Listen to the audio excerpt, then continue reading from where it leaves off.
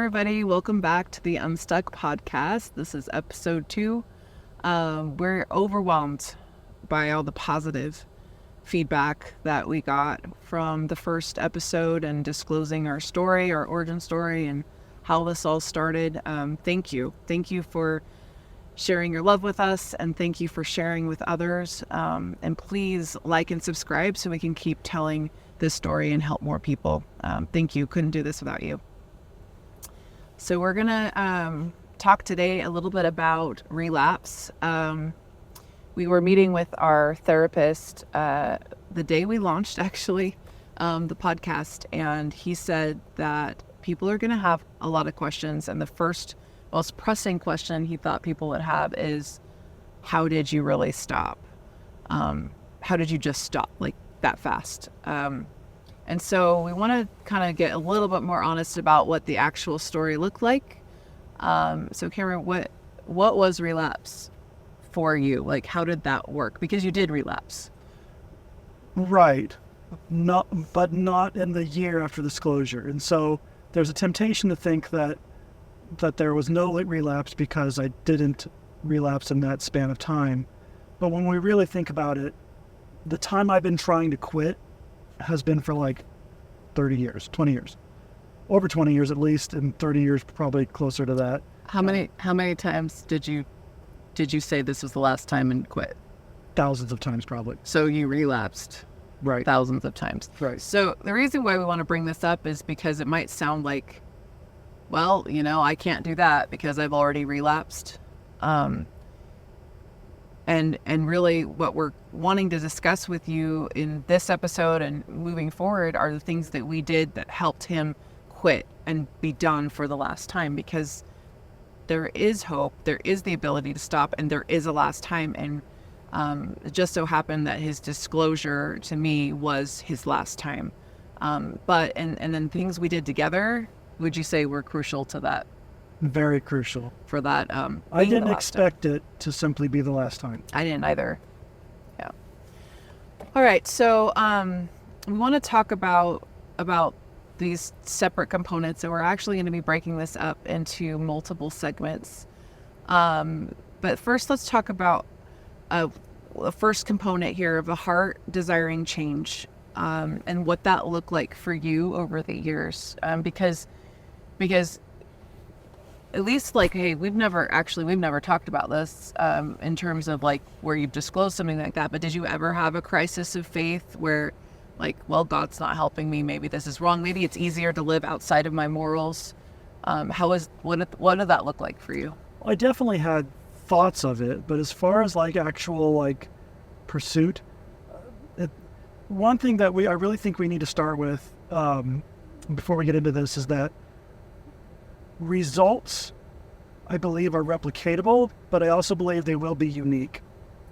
So, for instance, I think there are certain types of the results that will be replicatable. I think you can receive peace, you can have a lot of healing, but what that looks like and exactly how it happens is going to be different for every person because of our personalities, because of how we do things naturally, because of the decisions you've been making for dozens of years, not just right now. Yeah. So I think what you're getting at is like kind of what was my mindset throughout the years is, well, because a lot of people have that like crisis of faith where like I can't live up to what I say I believe or what I want to believe, and so maybe what I believe isn't for me. And how did that play into your experience? I personally just had I'm not someone who tends to blame other people very often, and so I think I'd see how it was God's fault that I made these choices because I was making choices. It wasn't. I did sometimes feel very. This actually is true. I did feel often kind of a slave to my emotions and like natural feelings of my sexual impulses and things like that. Like I did have those type of things where I would feel like, why? Like what is the point of having this trial, and what is it doing for me? Because I do believe in things are for you. So it's like discovering what it is for you is important and beneficial. But yeah, I definitely had those experiences where it's just like, Well, why am I this way? and I remember you telling me about how it felt like, why there's a little bit of questioning God. Why would you give me Definitely. something that's so hard? Like, I desire to overcome it. Why would you give me something so hard? I totally I totally have had that lots of times, in fact. I'm also a type of personality that I think that even if it takes a long time, eventually I'll get the answer. So I did also believe that too, and I think that is one thing that kept me going, with just kept trying, was that. Now, why didn't that push me to disclosure a lot earlier? That's a mystery that I would love to solve, and I'm hoping that I can help people with this podcast, and with things that I'll tell you today. Even is I do believe things don't have to take so long. Yeah. I thought for sure that disclosure was going to end my marriage and my life as I knew it. So in a way, almost like a death. Like it felt so. Which it did. It ended up being true, but not in the way that I thought. Feared. No, the amount of healing and immediate connection that happened through both of our hard work totally blew my mind. I never expected that, and we now have a much closer relationship than we had before. And I thought we were okay before. I don't even know that it's recognizable from what it was before. No. And we really were like best friends and had a good relationship. We weren't fighting all the time. We weren't bitter towards each other. We had bitterness sometimes, but it wasn't like we spent our days bitter and angry and not talking and in constant fights. I mean, we did argue. And there are things we wanted to make better, but yeah. I never saw us in crisis. I didn't think that was what, and I thought for sure if I disclosed this, it was going to put us in crisis. And I was because I was already very much a pleaser personality. I was trying to manipulate the situation by not disclosing and by not being seen. So ultimately, what I think it's boiling down to is that you were able to keep your faith. Mm-hmm. And prayer, you had a reminder on your phone to pray every day, and praying for help and forgiveness was a part of your everyday prayers. And sometimes, it was even more intense. I remember you telling me stories of driving home and in tears because the struggle was just so difficult and you didn't know a way out. And the only way out, I guess the way out that you knew was talking about it and getting help, but I didn't see that as a way out. I didn't see it as a way out. It felt like I would be hopping out of the frying pan into the fire. And I think it's important to point out that was really real for you. And but you also heard how it's religious leaders and all the counselors and advice was get help, disclose. You don't have to do this alone. It's a disease, right? Addiction is a disease. You need help to get through it. And you knew that, you heard that, but somehow you were telling yourself, no, my situation's different, right? I'm different. And maybe not consciously, but that was what was going on in the background. And I think that's really important to point out for anyone listening that might be dealing with this right now and terrified of getting help and talking to the person that you're most scared of talking to. You might talk yourself right out of the solution that you know and maybe even believe works for other people, just not for you. And so question that. Question if it's really true that your life is at risk, because isn't your life at risk, or maybe even worse so, if you just do nothing, and just consider that. Confronting really confront in general is a difficult thing for a lot of people. I mean, confronting it for real requires taking responsibility in a way that I think is required first. A friend of ours at one time said, taking blame is not the same thing as responsibility. So for instance, if sometimes my kids will they'll say they've cleaned a room and they haven't yet. And they'll just say, you're right. I'm just stupid. Calling yourself, you're right, it's my fault, I'll do it now. Yeah. Taking real responsibility is more like, oh, you're right, totally got that, doing it right now, I'll do it. there's a way we try to flog ourselves, and so I feel like when you're outside of the disclosure and you're trying to get clear, you're not fully taking the responsibility yet. And I think there's ways you can start with just understanding that it's not somebody else's fault, not even God's, that this is happening. You have control over yourself right in this moment. True addiction, I do believe it can happen, but I think it requires external factors and substance. I think addiction's a tricky topic because I think there's even division amongst professionals in this realm, and we are not professionals. We are just people that have a lot of experience with this situation. But what we found for ourselves, and I guess I should say what you ended up discovering for yourself, was that once you relieved some pressures that were causing you to stay inside of that loop, the addiction went away, and there was no longer an insatiable desire to go back to a negative pattern. You were actually able to use regular techniques to say, okay, yep, I have my choices. I'm choosing not to do that right now. And you have an outlet to help release the pressure. When it was contained, a pressure valve, think about it like if there's only one outlet and the outlet is to act out. And that's really what you would set yourself up into. I just want people to be careful, not to feel like you're the special one that literally can't control yourself. I think that is it possible? Yeah, but probably not. I think it's more likely you have a lot more control than you think you have. Well, think about. And that's not an easy thing to say, because I understand all our situations are very different. We have lots of things that have happened to us and experiences that can influence things. But it's likely you have a lot more control than you realize. I've heard this scenario as a litmus test, and I think it's actually might be helpful.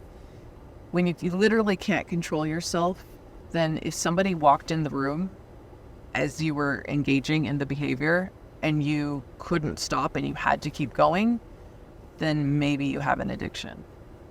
But if you would stop and hide and regulate yourself according to your circumstance and situation, then you have more control and agency than you might think, even though it may feel differently. Now, I think it's important to point out that you actually acted like an addict because you believed you were an addict. Totally.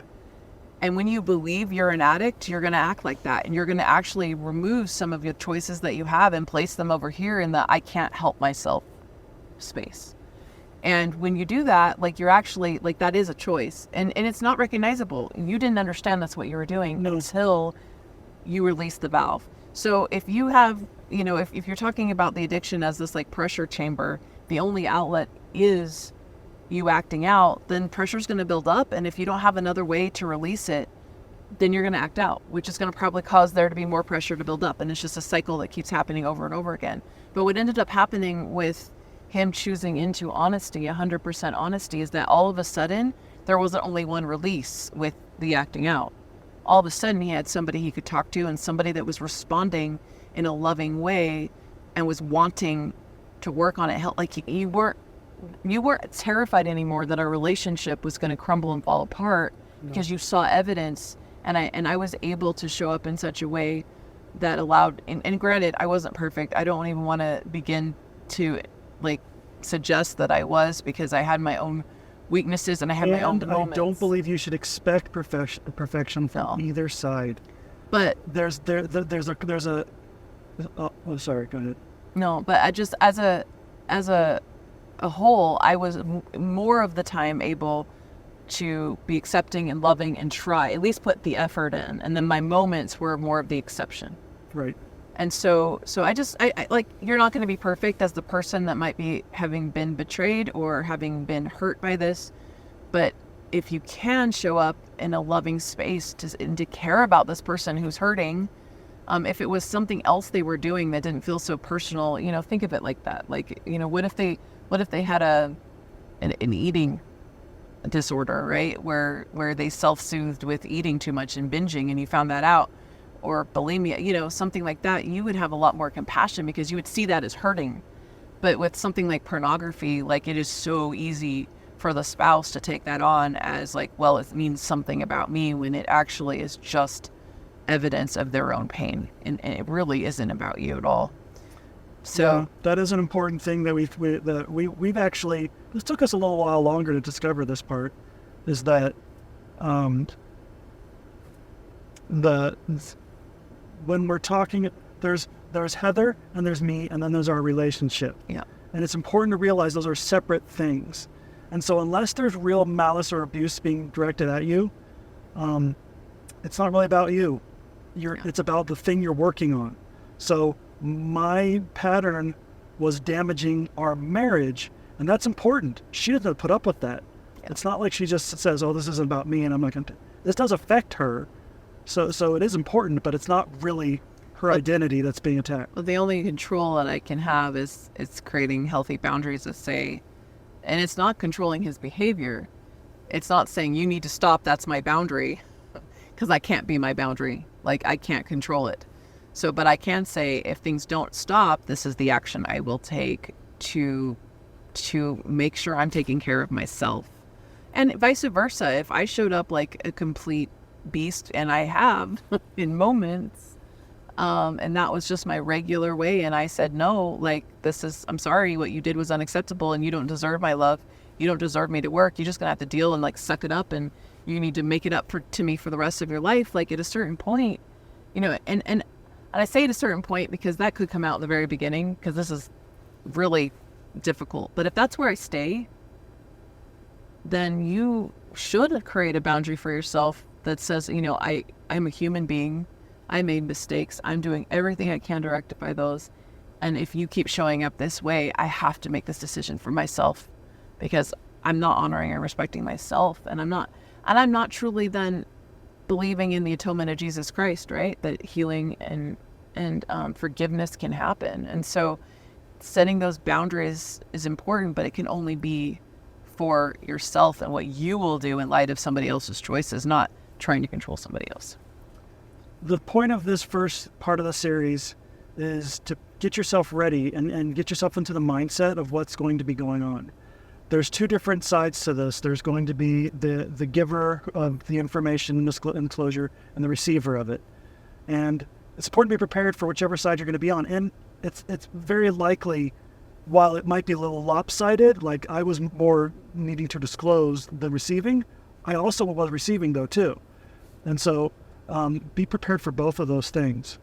And I also want to express that it should be important to be prepared to give all the way. If you hold pieces back from giving or receiving, it will mean that you just have an incomplete. Your healing won't really be done until you do that. Yeah. And I think it's really important just to go all the way. How do you even know that you're going all the way? Because, I mean, I think a question people might have is like, well, does that mean that I have to say like like every little bad thought I have, every little thing that I can remember, like I think we should talk about what that actually meant for us. There was a period of time I thought that. I don't know. I think it's okay to have grace for yourself, or maybe that's just how you are for a little bit.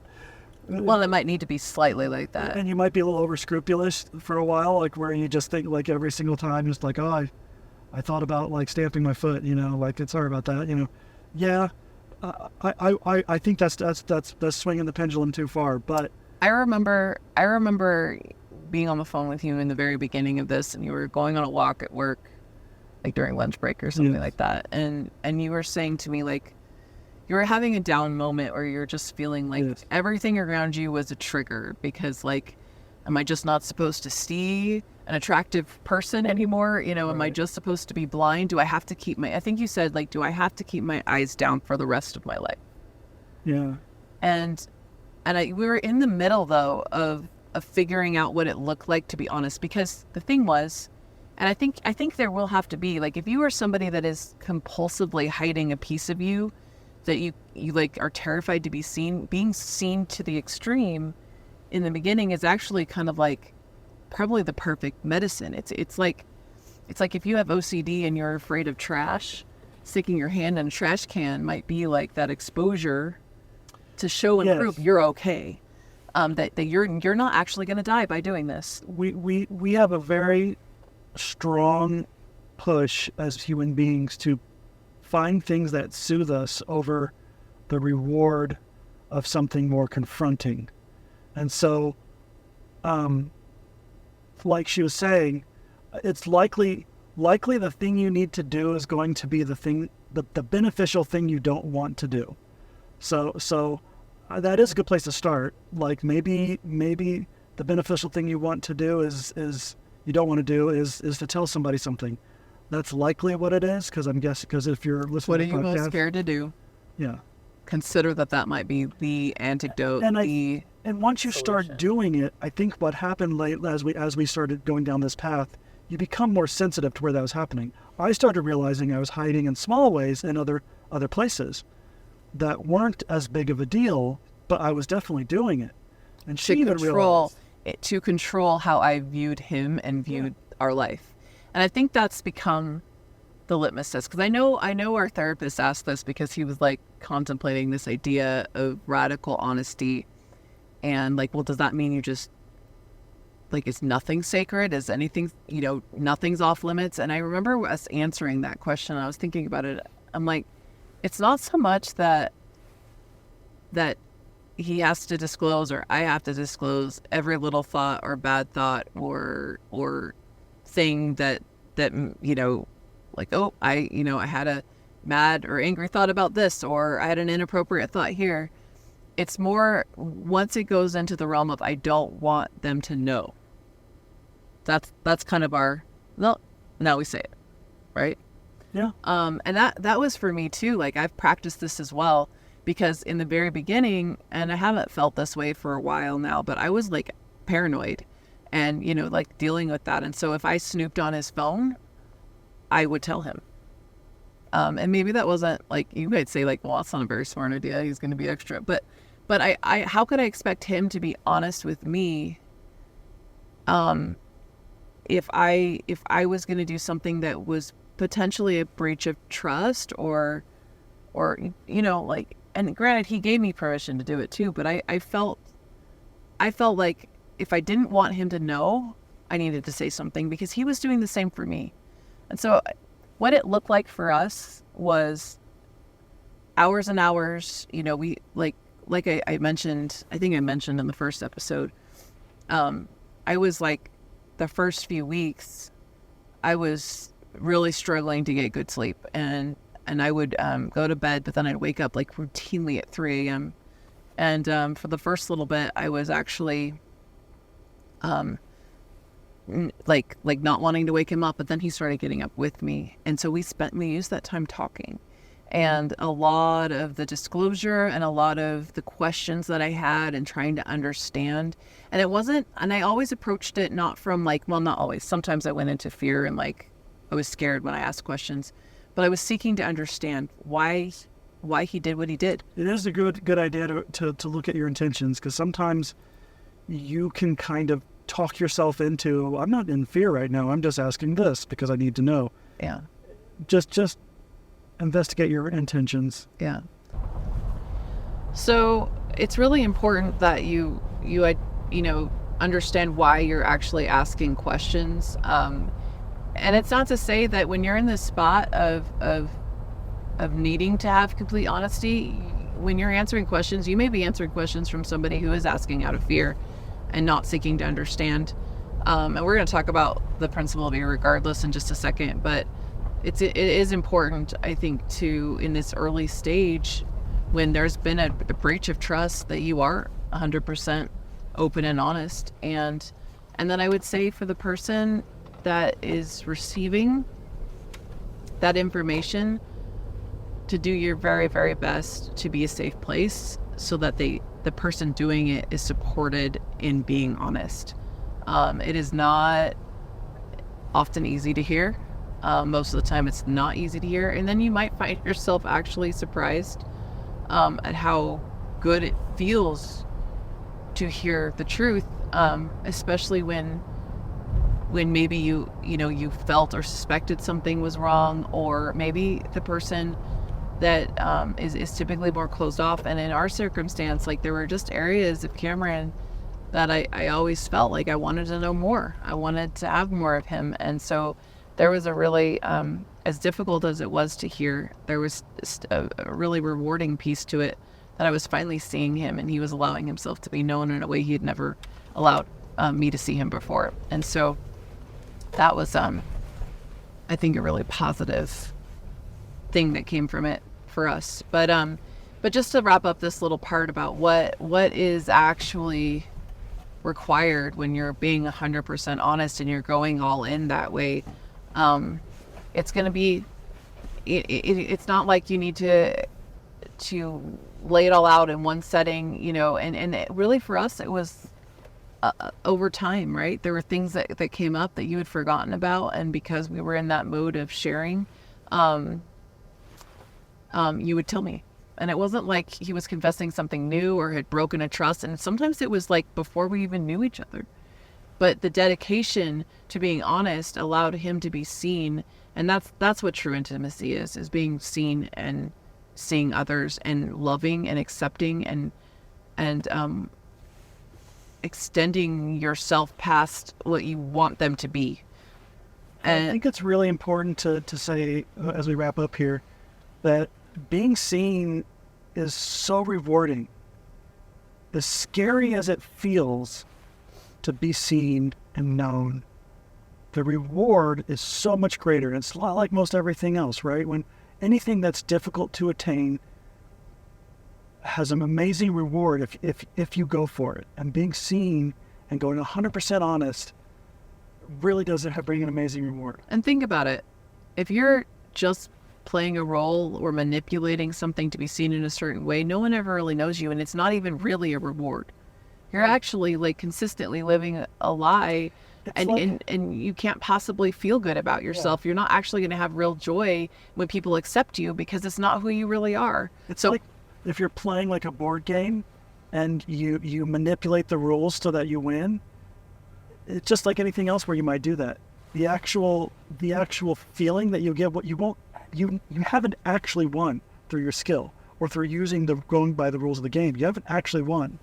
And I think you might be able to fool yourself for a while that you've won, but you won't. Like, eventually it'll weigh on you, and you'll find that when you do something else, the intrinsic feeling is much more powerful. Well, and I think it only complicated the addiction, for lack of a better word, because it was depressing to not be seen. Like, you can never be happy that I was happy with you, because it wasn't real, and you knew it in the back of your head the whole time. It had these horrible loops too, where there would be things that I really felt like I should be able to set a boundary for, but because I was not being all the way where I should be, I felt like I couldn't do it, and it kind of stuck me in that loop. And it stuck me as well, because we couldn't have real honest conversations where I might have blind spots or things that I could work on and improve and know how it was affecting him, because he was constantly like counteracting that in his head.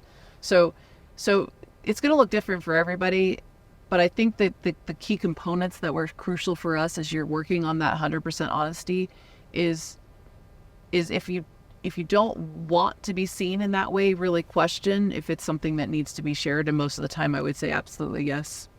In fact, especially with your spouse, what is it like? Why? Like, that was a thing that like we talked about with our therapist was like, do you have to share this? But if I don't want to, why?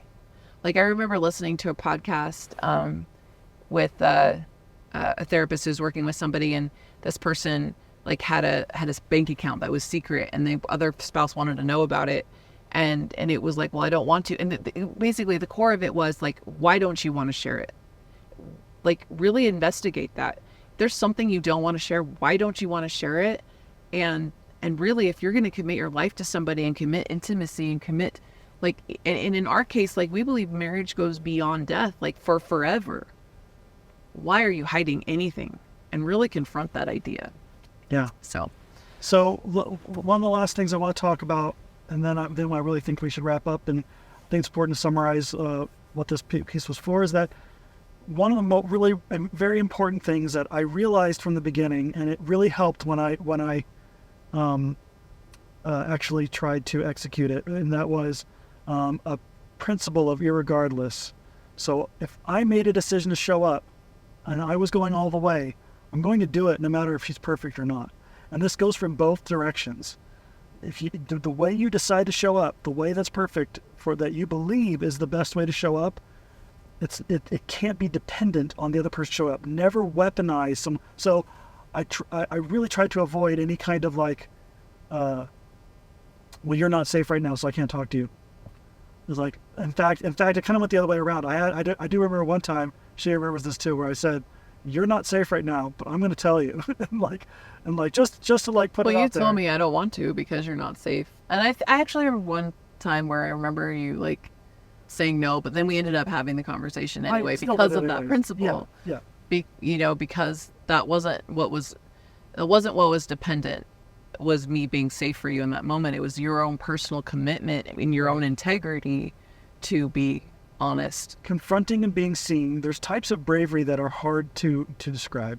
And I think there's a doing the right thing in spite of results that you think might be for your benefit is one of those things. I think it's probably the greatest form of bravery. Doing the thing that you know is right in spite of results that you feel may be not beneficial to you. Yeah.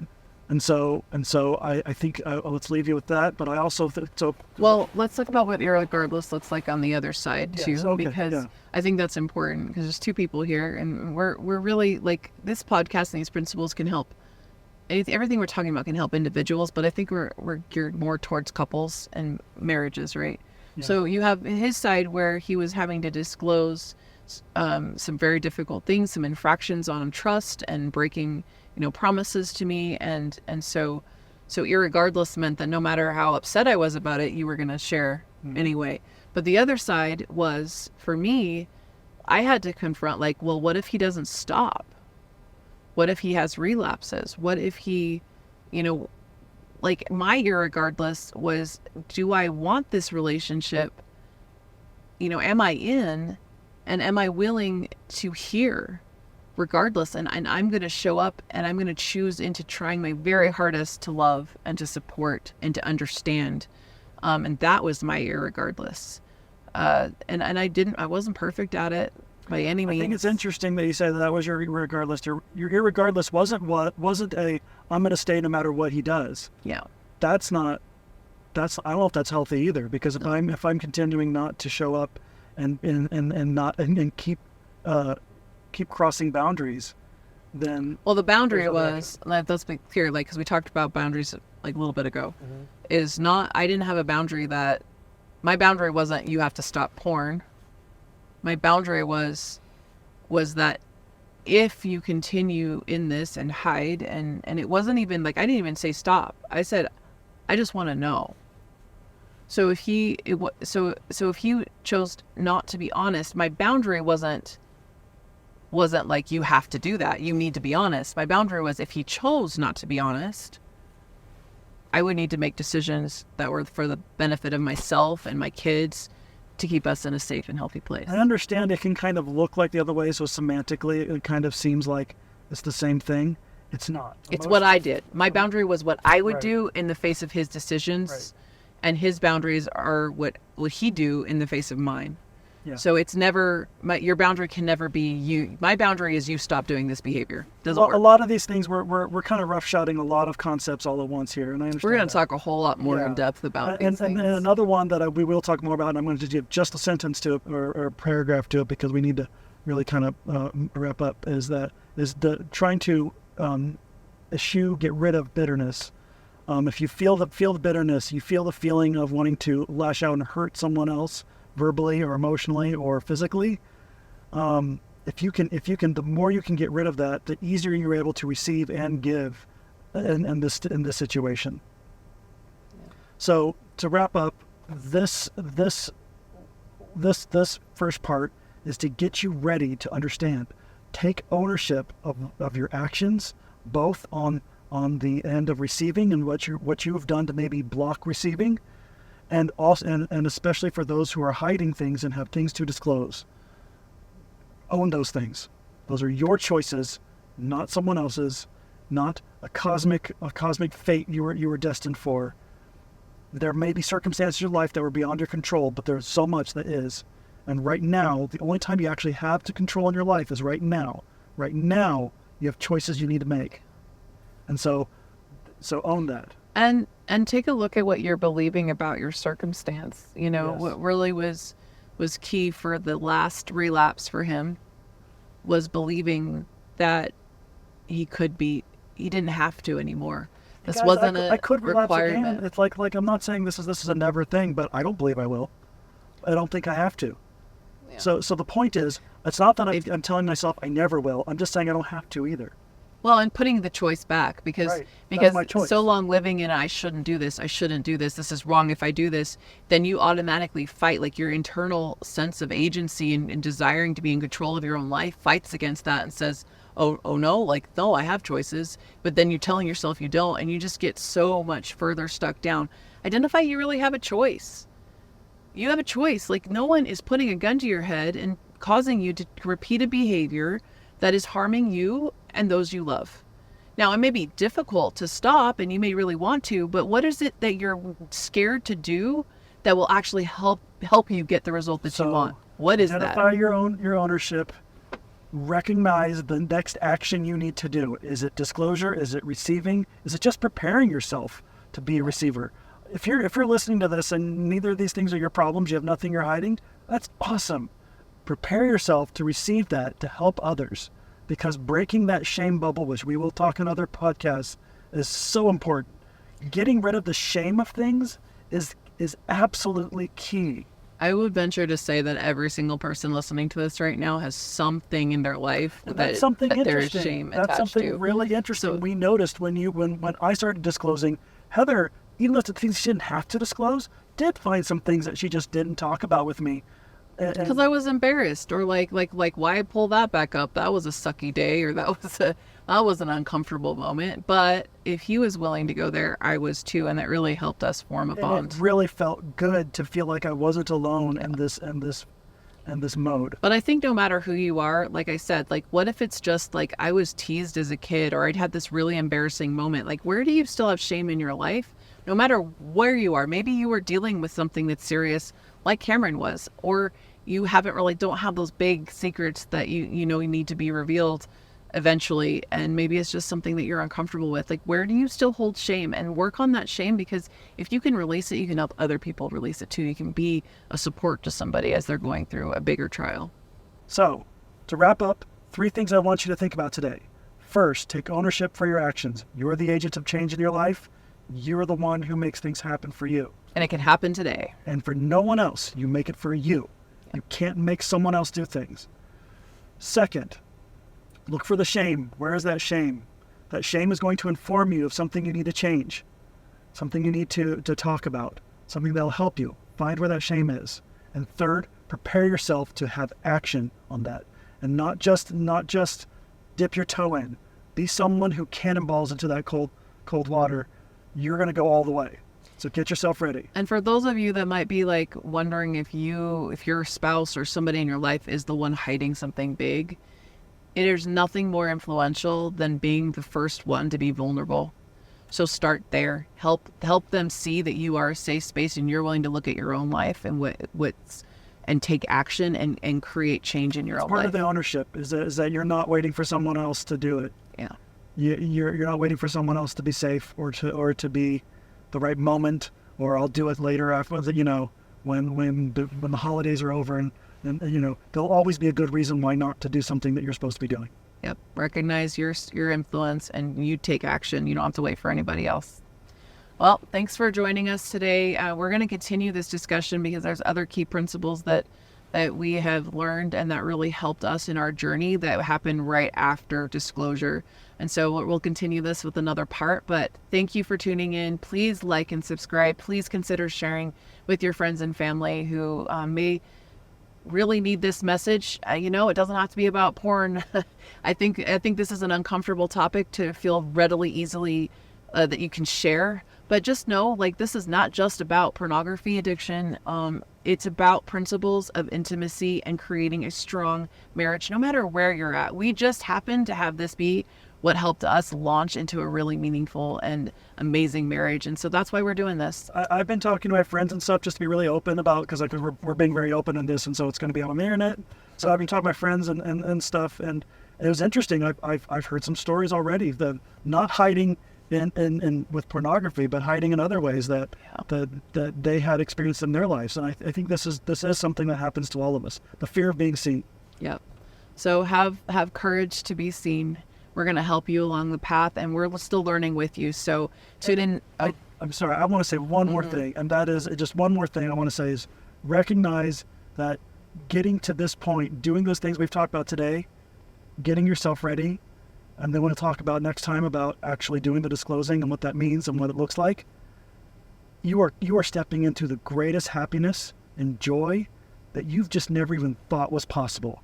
I promise that. Now, does that mean hard things won't happen because of it? No. Everybody's situation is going to be different, and you could be running into some extremely challenging things. But the reward from it, and I do promise this, is the amazing. reward and the upgrade in life Correct. in general. Yeah. Yeah. So, thank you so much. We'll see you next time. Bye, everybody. Bye.